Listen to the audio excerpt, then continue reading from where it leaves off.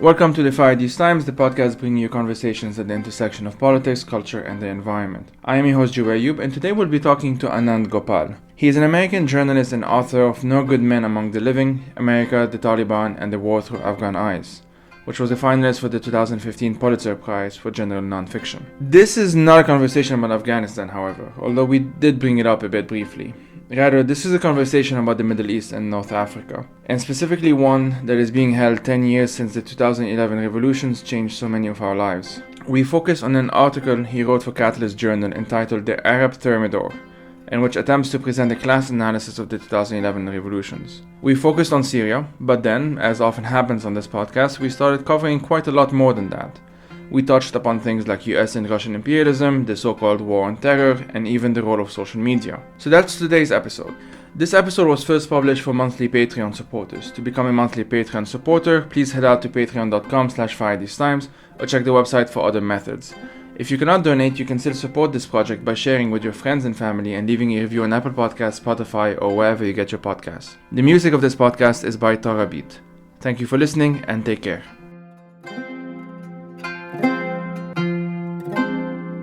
My name is Anand Gopal. I'm a writer and researcher, and I cover Syria mostly these days. So you wrote this long piece for Catalyst Journal entitled The Arab Thermidor, I believe it. So let's get straight into it if that's okay. And we'll sort of use the essay itself as the anchor of our conversation. And so the question that I have for you is, it's not an easy one, so I'm starting with a difficult one. How would you go about even starting with a class analysis of the Arab Spring? And if that's okay with you, do also mention like what Thermidor means, just in case people don't know. Sure. Yeah, Thermidor refers to the period of reaction after the French Revolution. So the idea is that you had a revolution in some of the Arab countries, and then a period of intense reaction in the form of counter-revolutions. So it was just an attempt to kind of evoke some of that historical memory. And, how to start on a class analysis of the Arab Spring. Well, it's what struck me in the time I spent reporting on this is the way in which, unlike previous revolutions, even those like the Iranian Revolution of 1979, one of the things that are striking about these uprisings was the way in which class demands were not at the forefront of the protesters, what they were demanding. And to me, I think we're so used to in the last 30, 40 years of not expecting major class demands in social movements because of the epoch we live in today. But if you look historically at other revolutions, great revolutions like the Iranian, Chinese, Russian, French, etc., you always saw that class demands were central to the uprising. So instead, I approached it by turning the question on its head: is why aren't we seeing protesters articulate their grievances in these terms? So that's really what led me to try to better understand what was happening. And as I would get to know the uprisings in different areas on an intimate level or granular level, I began to realize that actually class did matter quite a bit. Even though it wasn't expressed as on the level of discourse, it was actually quite important. So trying to understand that contradiction was something that drove me to start this research. Yeah, and I do highly recommend people give this a read, and I think it's behind a paywall, so they have to subscribe to Catalyst Journal, which I recommend they do as well. It's a very interesting platform. So I'm gonna try, and I've been kind of racking my brain as to how to ask some of the questions, because they're both very broad and very specific at the same time, which it makes for an interesting conversation. When I think of Syria, usually it's the country I think of the most. From a geopolitical point of view, it's the differences between the Russian governments and the US government. There is a deep cynicism that actually links them in many ways, what we might call realpolitik, but I feel it's actually more cynical than that. But the question, one thing that I know you have definitely been dealing with, let me put it this way, is that whenever you say that there is no regime change in Syria, that there has never been a regime change policy from the American side in Syria, obviously not from the Russian side either, and that when Obama, for example, would say like Assad must go, he was referring to the individual, like Bashar Assad must go, but then the regime would stay, kind of like a la Egypt. But we're 10 years down the line. The regime is still there. Obviously, Russia and Iran are also there, and America and Turkey to different extents as well in different parts. But the ridicule and the denial of this reality remains whenever we say that there is no regime change in Syria, even though it's been 10 years and regime change has yet to come. So my question to you is, not necessarily to respond to these people directly, because I feel like many people have already tried to do that and it doesn't always work. Mostly doesn't work, actually. But my question to you is, like, how would you even explain the policies of foreign powers in a country like Syria? There are multiple ones, so you can maybe zero in on the ones that you want. Up to you. Like, feel free to answer however you feel most comfortable on that. It's a big question as well. Yeah, sure. I mean, I think that I view the U.S. and its allies on the one hand, and Russia and its allies on the other hand, as both examples of different types of counter-revolutionary forces. But the actual way in which they pursued that aim was quite different. Right? So, like in Russia and Iran's case, it's when they say they have no regime policy. Obviously, they have a regime preservation policy, which is not just the regime as a system at large, but also Assad and his family and everything that goes with it. I think the on the other side, U.S., Turkey, Jordan, Saudi, Qatar, the policies were a bit more complex, I would say. So if I could start with, like, for example, the United States, the U.S. in like the first 2 years of the uprising saw a situation in which there was a regime that they were politically opposed to, but also that they were concerned about the alternatives to that regime. You remember, this is in the context of the war on terror, which has been the main driving policy of the U.S. for the last 20 years. They were looking first and foremost at, is this going to be something that's going to hurt us in our war and quote unquote against terror, right? And so when the first weapons started to come into Syria, which is around January, February 2012, so far as I can tell, through Turkey and from Muslim Brotherhood networks and others, the U.S.'s main concern at that point for the first 6 months of 2012 is to try to control that weapons flow, because they wanted to control they wanted, like any imperial power, they wanted to control the outcome of what was happening, right? What happens in Syria subsequently was that it was very hard to control the outcome because of so many different factors, and that difficulty in trying to control the outcome, coming on the heels of America's either defeat or follies in Iraq and Afghanistan, made the Obama government administration hesitant to try to wade in and try to control the outcome, right?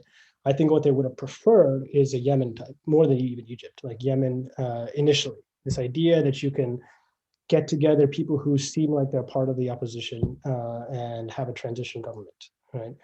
Obviously, we know what happened in Yemen, and that would turn out to be a disaster. But I think that kind of change, moving it to a state that was more amenable to U.S. policies, I think what they preferred. But there didn't really seem to be an opportunity to pursue that kind of policy in the beginning, because you had very quickly, like, hundreds, if not thousands, of different armed groups. You had Jabhat al-Nusra, you had various other groups, and contrary to, I think, a very wrong and simplistic analysis of the U.S. as funding Al-Qaeda, it was the opposite. The U.S.'s main purpose was driven by their concern about Al-Qaeda, actually. So they're trying to keep weapons. First, they're trying to keep weapons from just going into the black market. CIA came and set up a station in Turkey in the summer of 2012, and they were just there monitoring the weapons flows. Later on, they got involved to try to support with Saudi Arabia certain groups that they thought would keep the weapons away from from what they call the extremists. So that was their policy from the very beginning. But Syria was just, I think, too complicated and too messy for them to actually do anything outside of just trying to manage it. Now, when ISIS came aboard, that was very clear. It was easy. Now they could just, and they had they had the SDF, they had other groups that they could support. They could go after ISIS. So you really see what a U.S. intervention actually looks like in Syria after 2014. That's what the U.S. intervention looks like, which is a mix of, like, really supporting a group like the YPG and the SDF, and also bringing to bear extraordinary firepower. Before 2014, you didn't really see that. If you want, I can talk about Turkey, Qatar, and others too, because they had a slightly different policy, right? So if you look at all the foreign countries, I think you can divide them into two categories. You had the U.S., Jordanian, Saudi axis on the one side, and then you had Qatar, Turkey on the other. And the U.S., Saudi, Jordanian axis was mostly involved with supporting non-Muslim Brotherhood, like tribal elements, groups that had historical links to the Kingdom of Saudi Arabia, other groups that didn't really have a lot of social capital inside the country. So there's for example, just as an example of a type of rebel commander that these groups supported was Jamal Maruf, who was a anti-Nusra rebel commander, quite corrupt, by the way, he was, from Idlib province. This is the type of person they supported. On the other side of it was Turkey and Qatar. Qatar had historic links to the Muslim Brotherhood and also to a kind of a wing of the Salafi movement that was like a merger between the Muslim Brotherhood and the Wahhabis of Saudi Arabia. That kind of Salafism was what was being supported by Qatar and by certain groups in Kuwait. So Ahrar al-Sham, which is one of the most important Salafi groups in Syria, was supported pretty heavily by Qatar. All the Muslim Brotherhood groups, Liwa al-Tawheed, which is an important Muslim Brotherhood group in northern Aleppo countryside, supported by the Brotherhood. And then sometimes in a given city, you had a divide, the Islamist factions, Brotherhood and Salafi factions all getting their money from Qatar and from Turkey. And then the non-Islamist factions getting their funding from Saudi and in the south in Jordan. And Qatar and Turkey just funded their proxies a lot heavier, a lot more than the other side. So as you can see, it's a very complicated and very messy battlefield. And that's the bottom line, I think, is just a take-home point is that it was too messy and too complicated for a power like the United States, which historically has been very hostile to independent movements and popular movements. That's not something they could easily control. Yeah, and just because we've mentioned most of them already, can you mention Russia and Iran and especially the differences in some of their priorities when it comes to Syria? Yeah, well, Russia and Iran, on the face of it, they both want to preserve the regime, right? Both as a bulwark against the Western powers. There's other story. There's a pipeline goes from Lebanon and Hezbollah to Iran and Iraq. If you can think of the Iranian zone of control, which now stretches from Iran to basically to most of Iraq to a good part of Syria into Lebanon, right? Iran's been able to extend itself as a regional power in its battle against Saudi. But there's also differences between Russia and Iran, which is kind of interesting. If you follow what's happening now, especially in the regime areas of Syria, Russia and Iran are subtly backing different players, and there's all sorts of tensions. There's a multimillionaire regime crony named Rami Makhluf, who's a relative of Assad, who is one of the richest people in Syria, who's now is running afoul of the regime, possibly because he's falling into this kind of Russian-Iranian these differences. There are Iranian-backed militias in the regime-controlled areas of Syria, in Deir ez-Zor and in the Membish countryside and in southern Syria. And there's Russian-backed militias as well. So in parts of Syria where the regime has retaken control, some of the former rebels who have reconciled with the regime, some of them are being funded by the Russians. Others are being funded by the Iranians. And there's actually kind of a low-wage battle between these two. So I think there's a rather simplistic narrative that some people might have, that you have these crazies on one side and the regime on the other side. But actually, if you look on the regime side, there are warlords, there are gangsters, there are militias that are battling each other.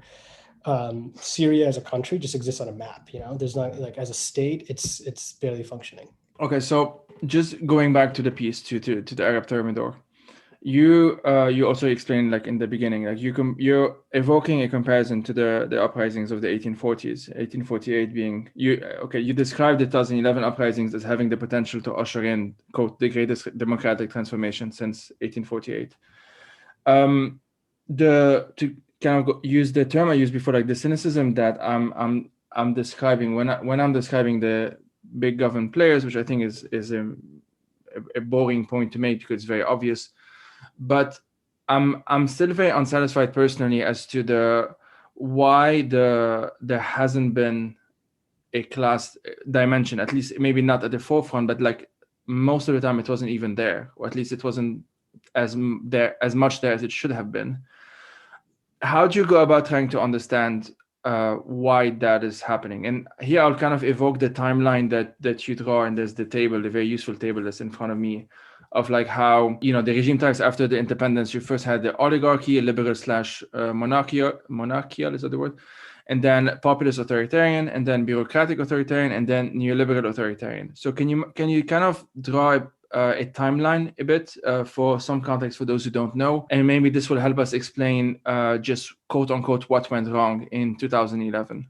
Sure. And I'll focus on Syria, but the timeline is roughly the same for most of the countries involved in the Arab revolutions. So in Syria, coming out of the French mandate, when Syria got independence in the mid-40s, the group that essentially took power were oligarchs. And by oligarchs, I mean a mix of big industrialists and big landowners. And some of these landowners had huge, like latifundia, with huge estates, where they had sharecroppers and slaves. Slavery was, I think a lot of people don't realize, slavery was actually present especially along the Euphrates River basin. And so I think at one point I calculated, I can't remember if this is in the piece or not, but if you go from Aleppo to Deir ez-Zor, which is more than half the country, along the river, something like 9 families owned all of that land.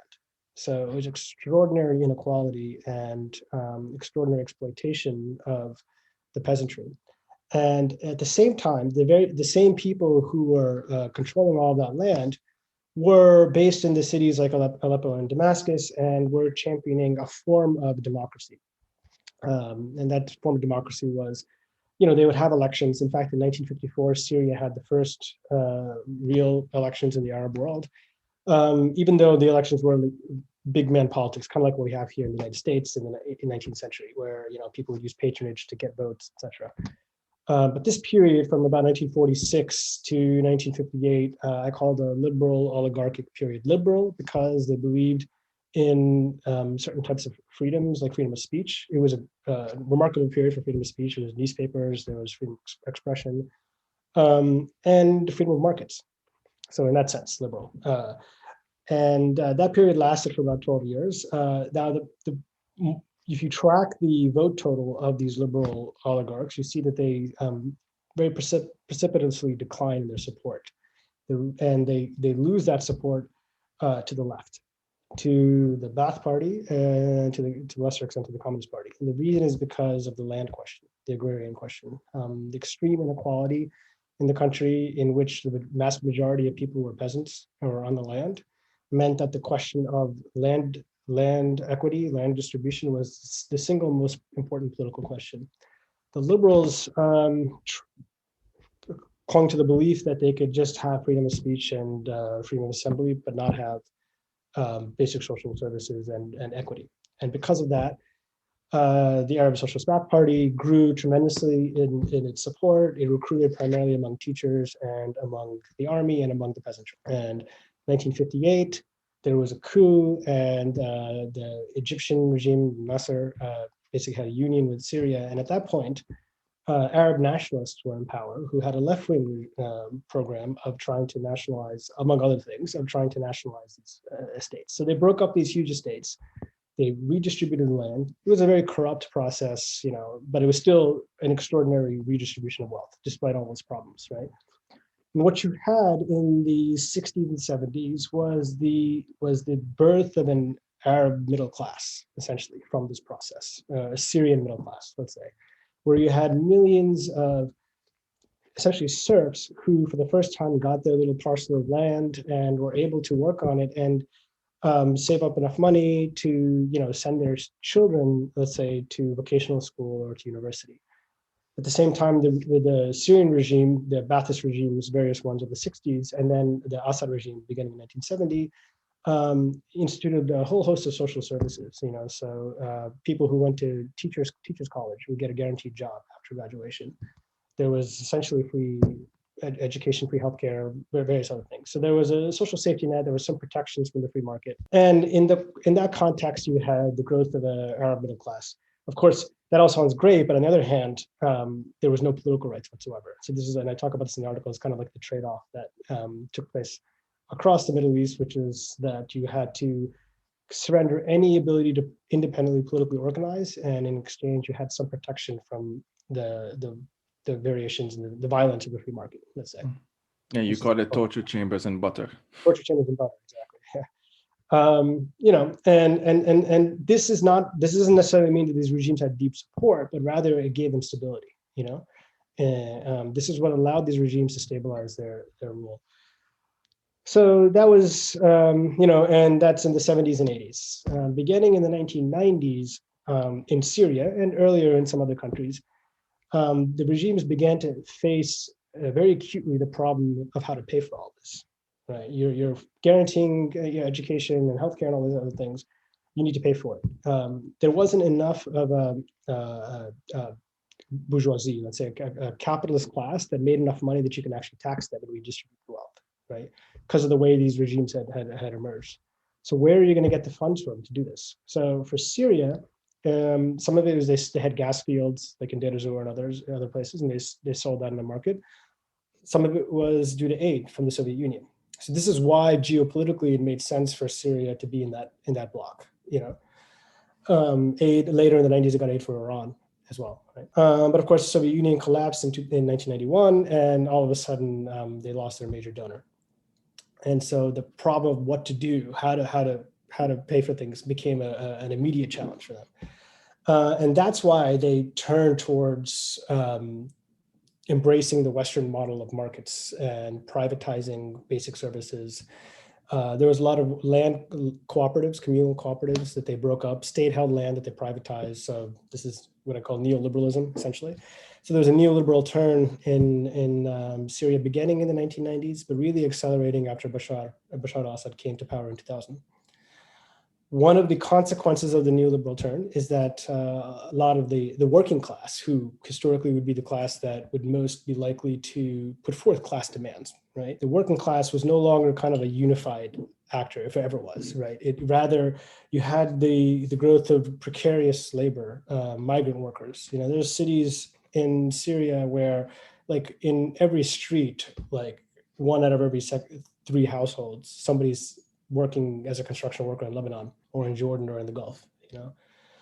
So one of the things I argue in the article is that those are conditions that make it very difficult for people to recognize each other as part of a common class, right? So that's one reason why class consciousness, the awareness of yourself as part of a class, didn't grow in this process of neoliberalization. Just to get to your question of why class demands weren't made. There are other reasons too. There are many, many reasons for this. That's just one. The second is the role of the left in these countries. So in Syria, in many ways, because the land reform in Syria was, I think, the deepest of any of the Arab countries, it also meant that the Ba'ath regime was able to co-opt the left in a way to a much greater degree than it was even able to do even in Egypt or other countries. Not that they weren't co-opted there, but the Ba'ath regime was able to really co-opt the left. So the Communist Party split, so the majority went with the regime. There were other smaller left splinters that were in opposition, but they were tiny at that point, right? And so you had, by 2011, 30, 40 years of the left having mostly been co-opted by the regime, with some small exceptions.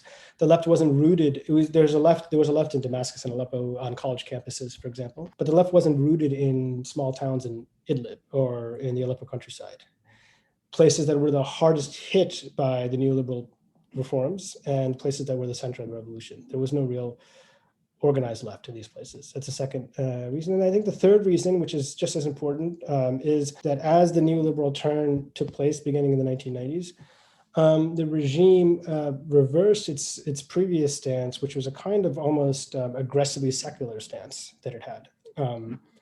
And it began to allow, it did two things. One, it began to outsource some of its social services to Islamic charities. So you saw the growth, I think by 500-600%, the growth of charities, mostly Islamic charities, providing really sorely needed aid to poor communities, on the one hand. And two, they began to under the dictatorship, it was very difficult to do anything independently of the regime. To have even there was an emergency law that you couldn't have more than 4 people or 5 people in one place, right? They began to relax this, but only for religious functions. So in other words, they allowed a religious space to grow. And so, and religion is important for people in general, independent of that, but it also became an important way for people to make sense of their situation. It wasn't the only one. There's others. Football was very political, right, in Syria, and it became a kind of a proxy way of people to like work out political differences without doing it openly. There are a lot of different things that happened, but I think all of these kind of conspired together to the point where in 2011, what you had was an atomized working class that had no memory of conceiving of themselves as a class, number one. And number two, you had a culture in which the logical or the common sense way to articulate your grievances was in a language of Islam that precluded, not that it had to, but it did because of the historical trajectory, precluded a class consciousness. And I think that's what we had in 2011 when it started. And you go in depth with like into not just Syria, but also Tunisia. And so what was the choice there to kind of pick in some ways, the worst case scenario, although I mean, Yemen is pretty bad as well, but like the worst case scenario and more or less the best case scenario, Tunisia being that exception? Yeah, exactly. Because, I wanted to make this argument. I wanted to just, it's an obvious question. Well, what would it have looked like if some of these conditions hadn't been there? So Tunisia happens to be that case, where in Tunisia, you did have some of the many of the, aspects I mentioned, such as the atomization of the working class, et cetera, neoliberalization beginning in the late 1980s. But there was, for really kind of coincidental reasons, there was a very powerful trade union confederation, the UGTT, which managed to carve out a space independent of the regime, or at least, if not completely independent, at least not completely co-opted, if that makes sense, right? And so you had some force that wasn't completely co-opted by the regime, and it just shows the power that if you have that force, what it could do. And it was one of the most important political actors for 30, 40 years, this trade union confederation. So when the revolution happened in 2011, even though you still had this kind of precarious workforce, and you had marginal atomization and all that, you still had this trade union confederation where the trade union bureaucracy and the leadership were pretty subservient to the regime, but you had rank and file militants who had a degree of independence and had a history of organizing together and sometimes going against their leadership. And this proved to be, I think, pivotal and important in the events of 2011. And what I say there is that it basically what happens is you had a successful transition from a neoliberal autocracy to a neoliberal democracy. Yeah, and in Syria, this wasn't possible. I mean, the reason that you just mentioned, but also because the trade unions were simply either crushed or completely co-opted. Yeah, there were no independent trade unions in Syria at all. They're completely co-opted. Okay, on a semi-related note, and this will be I think one or two questions that's a bit more on Afghanistan than on Syria. I think the only question actually. And the reason I'm asking is that now I'm going through your really good book, by the way, the No Good Men Among the Living. The question, so it may not necessarily be directly on Afghanistan. It's more like are there similar dynamics? And I have some difficulties in phrasing this because it's a bit vague in my mind, but like some similar dynamics between what happened or is happening in Afghanistan and what has been happening in Syria, maybe also in Iraq, not in terms of like similar actors or similar ideologies. There's some echoes there, but I know it's more complicated than that, but more in terms of just how misunderstood and how like persistently misunderstood these countries have been to the rest of the world, and to some extent even to locals. I think Syria is complicated even for Syrians, and I speak from experience here. So I don't know. Does that, first of all, does the question even make sense? Yeah, sure. I mean, whether absolutely. I mean, in terms of misunderstandings, the legion, yeah, and but I think what, if anything, I think it's. In some ways, I couldn't pick two more different countries in Syria and Afghanistan, right? But if there's anything that ties the two together, it's in the Western mind and the Western perception that ISIS maybe is like what we think of now. If you go on the street asking about Syria, you think of ISIS and some poor person in an orange jumpsuit, right, being in an ISIS video maybe. And what do you think about in Afghanistan, the Taliban, right? So, I mean, these are countries that are unfortunately now, at least to the Western mind, defined by their extremes. So in that sense, there's a similarity. Obviously, there's another similarity in that the U.S. is both deeply implicated, and Russia, right, are deeply implicated in both of these countries. But there's, I think it's actually instructive maybe to look a little bit about what are the big differences between these two, because I think it is also, because that was just what, like, I think the person on the street who doesn't really follow this stuff thinks about. But then I think the other side is maybe on the left, there's also a tendency to just lump all these together as these are countries the United States is involved in. And there, I think we should be careful as well, because there's pretty remarkable differences. I mean, the most obvious one is that Syria, for whatever one thinks about what one should have done or what happened, it was ultimately the process. It was the consequence of a popular uprising. And that has to be a central part of anybody's analysis and calculations of what should be done or what is happening there, right? And in Afghanistan, tragically, that wasn't the case. I mean, of course, in 1979, 1980, they call it a popular revolution. The Parcham, for example, one of the Afghan Khalq, the Afghan Communist parties call it that, but it wasn't that at all. It was a top-down coup that was more or less forced upon a population that was not there with them politically, and there hasn't even been the sort of public that you have in Syria that results from the Syrian history of state formation, right? Colonialism and independent state formation that you would have in Afghanistan is very different. Similarities, there are other similarities though, which is that the kind of warlordism. So warlordism, by the way, here's probably a misunderstanding people have. Warlordism is new to Afghanistan. It dates to 1979, 1980. It's a gift of the CIA to Afghans. And now it's almost permanently a warlord society because of the way both the American intervention in the 80s and then more acutely post-2001, the way in which the US funded very strong men and created these warlords and commanders. That's also the story in Iraq. In Iraq, it was where the US allied with tribal sheikhs and basically created what are de facto warlords. Interestingly, that's very similar to what Russia is doing in the regime parts of Syria, And I think there's a deeper connection here, which is the neoliberalization of these militaries.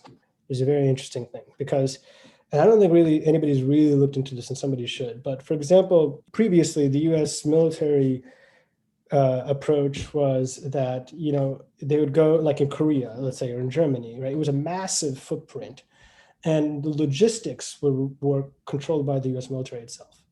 Right. So everybody who's bringing the supplies, all of that were soldiers or who were Marines or whoever. Post 2000, 2001, the Rumsfeld model to try to have a light footprint, actually a lot of this was privatized. And so the fighting mostly is still done by soldiers, although of course in Iraq we know prominent examples like Blackwater, but that's not the case. But the fighting is mostly done by uniformed personnel. But a lot of the support work of logistics, security, all of that has been outsourced to the private sector. What that's done is that's what's created the warlordism, right? I'll give you an example. There's a highway near Fallujah. It's called Highway 10. And there's a US base that was there during the occupation. And both the insurgents and the US-backed sheikhs, all of them were making millions of dollars of either protecting or attacking and getting protection money on this highway. And so what the U.S. privatization did is it incentivized the fragmentation of these areas. It incentivized the warlordism of these areas. And Russia is doing the exact same thing.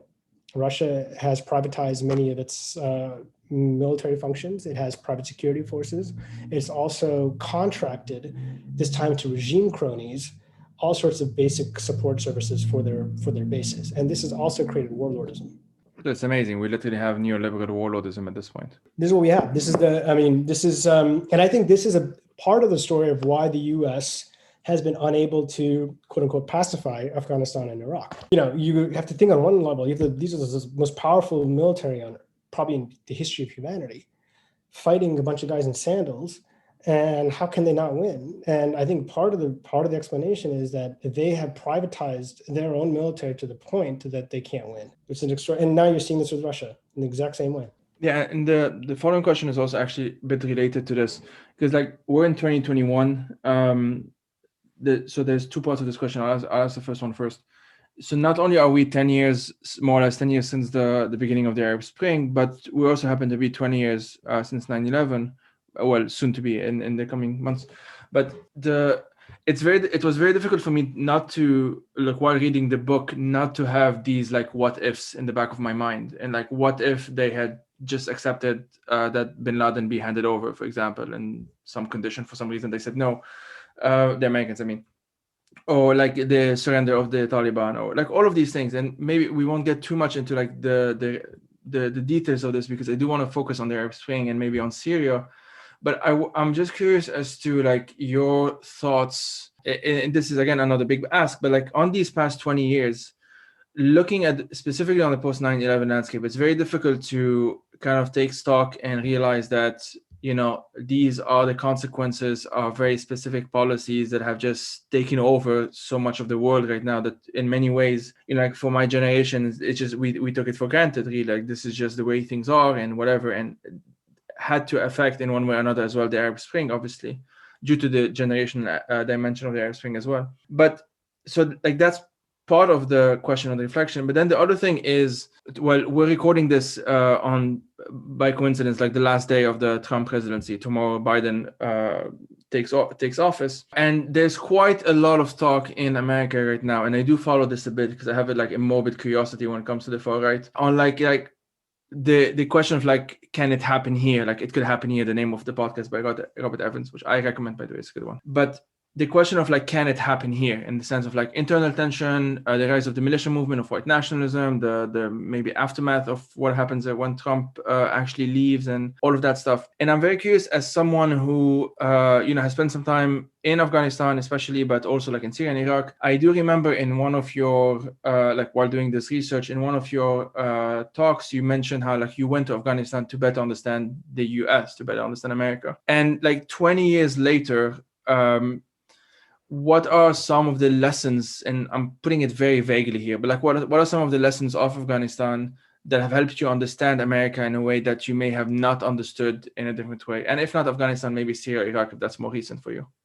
Well, there's a lot. I'll just try to maybe pick one or two. The most of what I've really understood about America, I've only been able to understand because I've had the benefit of some perspective looking at it from Syria or Afghanistan. But I just, one example, the storming of the Capitol. I mean, you know, there's a question of like what the response should be to this. And you know, the incoming Biden administration is talking about increasing the domestic terror, you know, toughening the domestic terrorism laws, right?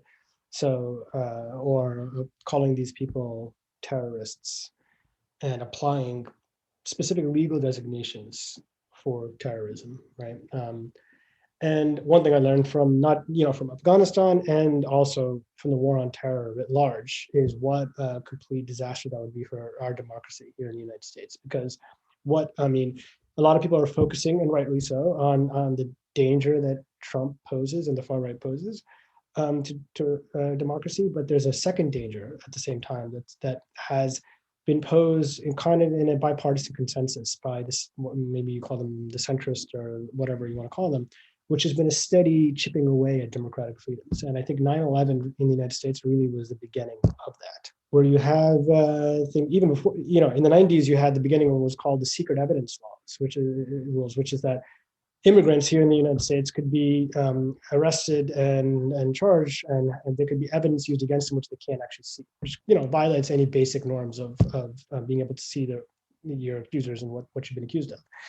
After 9/11, thousands, tens of thousands of Muslims were rounded up, often on ridiculous pretexts. And actually, I don't know if you're up to that point in the book yet, but there's a chapter in my Afghanistan book where I describe all the absurd excuses and pretexts in which Afghans were sent to Guantanamo. And then almost the same thing was happening here in the United States, and the same framework and the same approach and policy. And so my concern is that instead of looking at the root causes of the far right and the phenomenon here, that instead we look at it at a surface level and respond to it in the way that we responded towards Arabs and Muslims. And that would be just terrible on a humanitarian level, but also terrible for the robustness of our democracy. So that's the danger. And I think most of the left and most of the people who aren't on the far right are attuned to the dangers of the far right, and that's good. But we need to be, I'm sorry to say, we need to be better attuned to the dangers of the liberals in this, because there's different ways in which our democracy can be eroded. No, I appreciate that. I appreciate that. And it is something that it's very easy to not to forget. It's very easy to not focus on the long-term risks when people, rightly so, are especially worried about the short-term stuff. And this is somewhat related as well. Like one of the problems that we have today, uh, very broadly speaking, is the blurring between facts and fiction, the successes of disinformation and fake news and misinformation, all of that. Obviously, Trump being he was and still is a huge proponent of that. I'm actually curious to see what happens now that he doesn't have his Twitter toy. I do. And this is it's a question that I've asked previous guests, and some guests take it from different angle. Like someone who focuses on like anti-fascism work from a network building perspective would have a different answer than someone who focuses on the media landscape itself, and then the ethical concerns over Twitter and Facebook and YouTube.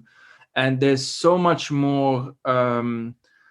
There's so much The problem is so much bigger than just should they say X or Y, or how to crack down on ISIS or whatever. And the ISIS example is actually a good example because they did take down a lot of ISIS content, but they also, because it was more or less a machine learning program, they took down quite a lot of documentation of war crimes in Syria. And at some point, like, they even took down just random Muslims doing random stuff because the algorithm just couldn't know the difference. And one of my it's become a big concern of mine. It's misinformation, disinformation, especially, and what to do about it. And I'm personally as concerned about. I do have a link to this. I'm kind of taking a tangent a bit, but I am even much more concerned in some ways by the fact that there is such a thing as a network effect, and there's so much being dependent on Twitter, for example, rather than much more so than what Twitter does or doesn't do, if you see what I mean. The fact that there is so much of journalism that does have to depend on Twitter in the first place, as an example. But it's also like just the algorithms themselves, especially on Google. Like YouTube has gotten a reputation for that, and Facebook has gotten a reputation for that. And there is a link there between the fact that, for example, the Arab Spring, a lot of it happened via or through or thanks to whatever social media, or at least it was part of the catalyst. It was part of how people were being organized. And, as a Lebanese, I know that in Lebanon, it happens quite a lot as well. And we, it's 10 years ago now that we remember the op-eds of like the Twitter revolution and the Facebook revolution and whatever. And people on the streets on Arab streets would actually be thanking Facebook, and you had these funny signs and whatever. And now Sorry? Yeah. And now 10 years down the line, I don't know, it does feel like the narrative has changed quite a bit on that, but I don't see anything being done about it. And it's kind of one of the reasons why I'm so concerned about the fact that we depend, I also I'm not judging anyone because I do it myself, the Twitter threads and whatever, whenever there would be protests in Lebanon. I'm not saying it's bad per se. I'm just concerned about how much of our agency we are giving away. And this is a bit vague in my mind, so I apologize if it's a bit confusing, but I am concerned as to how much we're able to then plan something that requires long-term thinking, like, a revolution, when so much is being done in the short term. And I think this is actually being influenced, and like negatively so, by these infrastructure that I just described rather poorly. And my question to you is, like, from a journalistic perspective, as a journalist, how do you approach these tools, and how do you see these tools having changed in the past 10 years since the heydays, or at least how it used to be described, how it was perceived as like the Facebooks and the Twitter at the time being like a catalyst for the Arab Spring? I guess I'll start by saying, I have to say that I'm not fully convinced that, Facebook and Twitter were a catalyst for the Arab Spring, any more so than the telephone or the telegraph was a catalyst for the Russian Revolution. Mm-hmm. Me neither, by the way. Just I'm putting it out there. Sure. Because I think that these were useful tools, but there's parts of Syria that I really focus on, which is Idlib and the Aleppo countryside. To this day, nobody uses Twitter there. And definitely in 2011, nobody used Twitter, nor did they even have Facebook at that time. They were like organizing protests through Skype and that kind of thing. So really the way they got to know each other is because they played football or whatever. They had prior ties of trust to each other before the uprising. Probably that'd be different now because those places now everybody uses Facebook. So I agree there. I think it's a complicated thing. So on the one hand, I would just on the one hand say the benefits of it, okay, and then the dangers of it, because I think we have seen a real democratization of the public sphere because of social media. Just as a journalist, I know that there's things that one can say publicly that they couldn't have said 20 years ago. Speaking of myself as somebody from the left, right? There's just basic things you can say that you can't. Absolutely, yeah.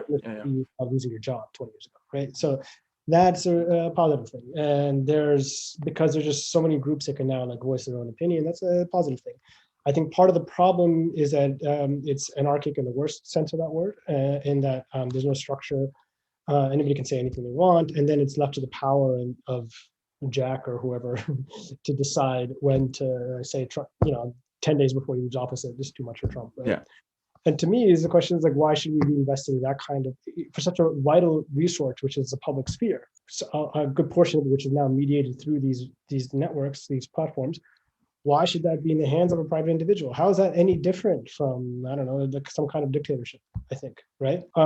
Where there's other models, whether the Wikipedia model, even if it has weaknesses, is one model, but there's other kinds of models we can think about, but all of those models would require removing it from the private sphere. Like, this is way too important. If whatever one thinks about privatization in general, or the free market, this I would say is way too important to be left to the whims of a board somewhere. And so they should be socialized. And will that solve all the problems? No, of course not. I don't think it's going to solve all the problems, but I think in terms of thinking about what would be a step in the right direction, and then putting structure on these things, like if we could democratically decide how to structure these things, what kind of speech is out of bounds, what kind of speech isn't, to me, that's much better than either saying anything goes and all sorts of insanity ensues, or leaving it up to the whims of some CEO somewhere, right? I think that's the best way, in my mind, to try to make sense of this, or to use this kind of resource. But this is it's a challenge. I think with here in terms of social media, there's some days where I just wish I wasn't on Twitter at all, and I just I'm like, why am I even scrolling? Doom scrolling is the term, now. It's the word of 2020, I believe now. Yeah, it's really, yeah. So there's definitely, but like most of the democracy is a messy thing. To be honest, so I'm writing a book now about Manbij, city of Manbij, which is a city of about 100,000, about an hour and a half from Aleppo, right? And there was a period of about 18 months in which Manbij was independent city-state, participatory democratic city-state, right? And it was really messy. There was conspiracy theories, there was wild mobs, there was beautiful things, there was a flowering of self-activity, all that stuff together in one space.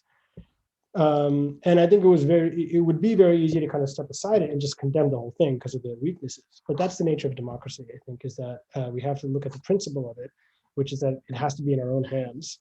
And then we can collectively try to figure out how to make sense of it, how to make it better. Here today with social media, we're not even there. We're not even anywhere near there, right? The question is should we censor? Should we should they disallow this or not? Yeah, and I think I don't have much to add to that. And part of my problem isn't even what happens to Trump's Twitter account or whatever. I couldn't care less. It's just it's the reactive nature of it, that we're just reacting to outside event, and then we pressure or we try to campaign like a small hand, like as you said, like a board or a Jack Dorsey in this case or whatever, and beg him to do this one thing or whatever. But then it's just so much, the problem is just so much bigger than that. And my concern is more over basically energy consumption, how much energy we're spending into one certain thing rather than other more long-term issues. To go back to, I think, one of the points or questions you raised a bit earlier, it's how do we do long-term strategizing, long-term planning under these circumstances, right?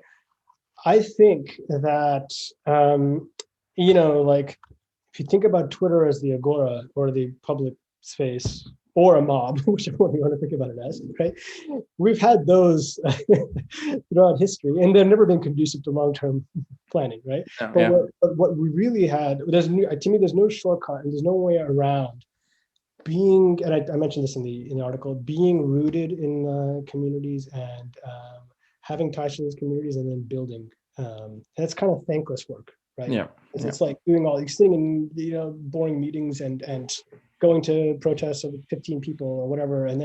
But if you're able to do that in such a way as to build a base, I think that could be the bulwark against this. In other words, like my point being that like long-term planning can only ever happen in the real world, and it can happen face to face and over kind of the lived experience of going through struggle.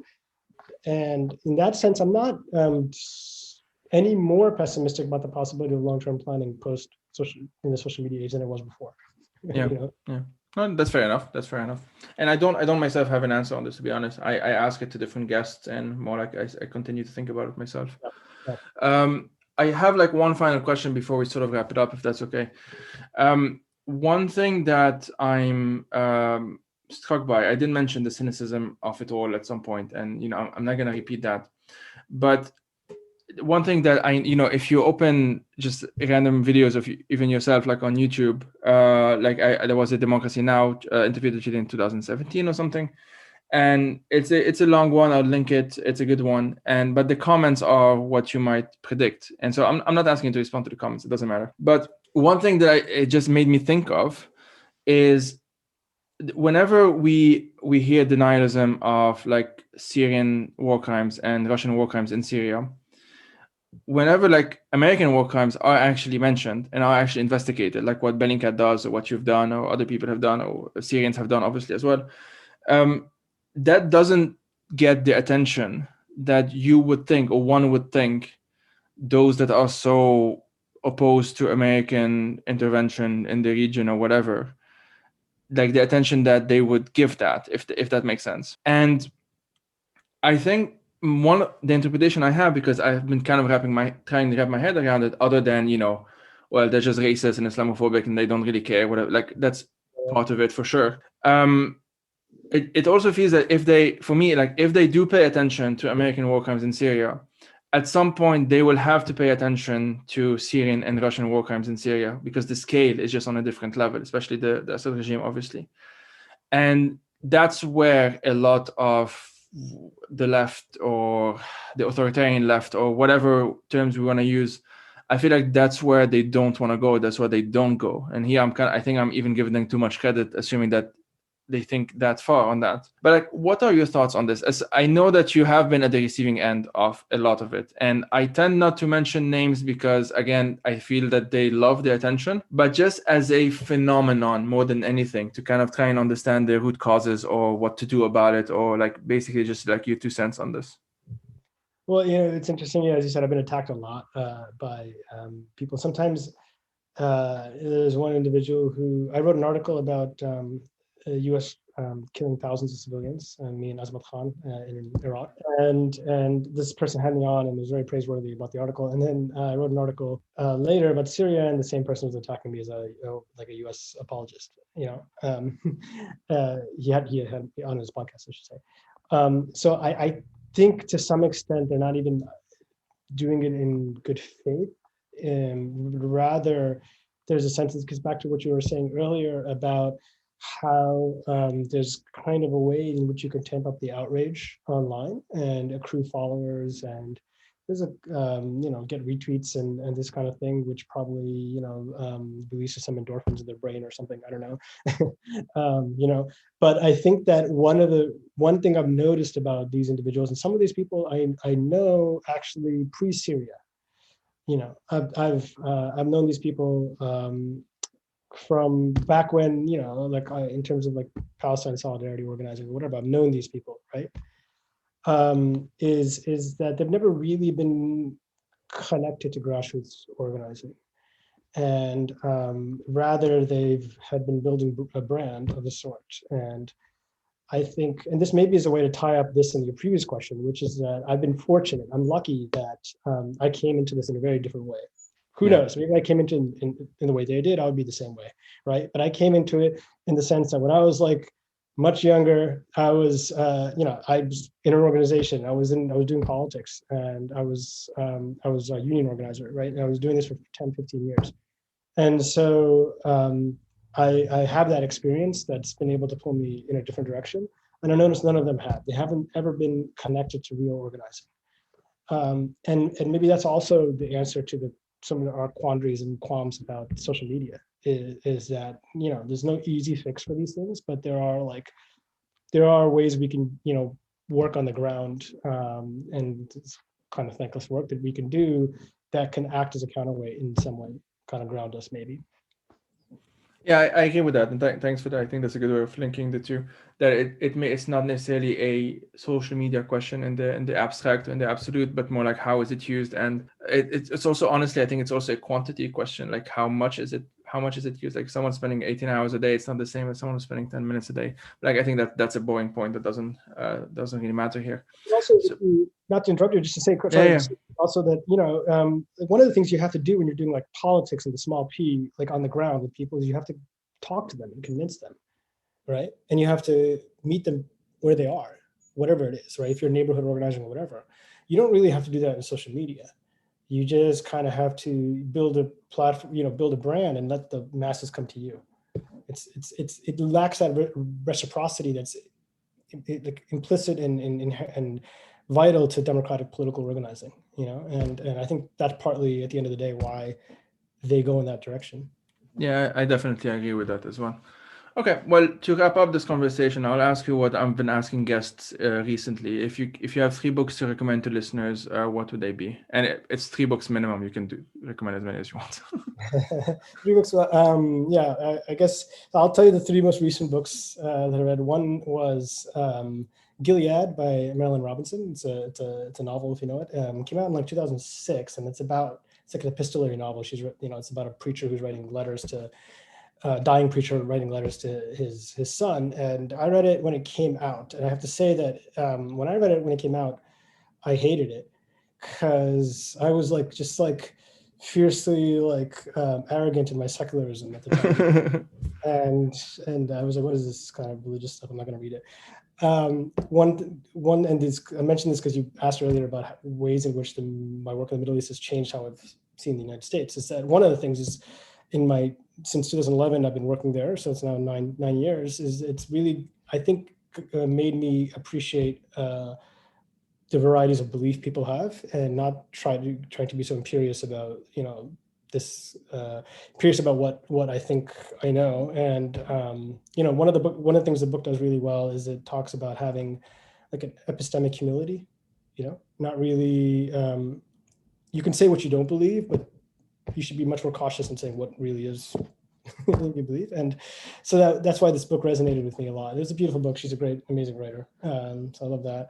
What else? I read Thucydides, finally, something I've always wanted to do. And I've been reading a lot of the Greeks these days. I read all of Thucydides, which is a long book. But, one of the things that was really great in that book is that every time, he always talks about the ways in which really local, granular struggles in some city-state in Greece or wherever can lead over into international or intra-city-state wars. So almost every time there was the number of times he talked about an uprising of the poor against the rich, or one faction wanting democracy, the other faction wanting oligarchy, and somebody called in the Spartans and somebody else called in the Athenians. It was a really it's a great way of I know that book is used a lot, I guess, in international relations, and I feel like oftentimes in international relations the internal politics of the country tends to get left aside, even though Thucydides is supposed to be their master. Sure, yeah. Let's see, third book that I read. I'm reading Crime and Punishment now, a third of the way through. So don't tell me how it ends. I haven't read it yet. I have the new translation. Apparently there was one woman who translated pretty much every single thing written, every single novel, Tolstoy, Turgenev, Dostoevsky, written in Russian in the 20s. And her language is very Victorian and very kind of stodgy. And this is a new translation by this team. It's very modern. And so I think I've read Notes from Underground by Dostoevsky, is one of my favorite books. So I've always wanted to read this. Yeah, that one I have read, and I do recommend it as well. Awesome. Well, Anand, thank you a lot for your time. This has been amazing. Thanks so much. Good to be here.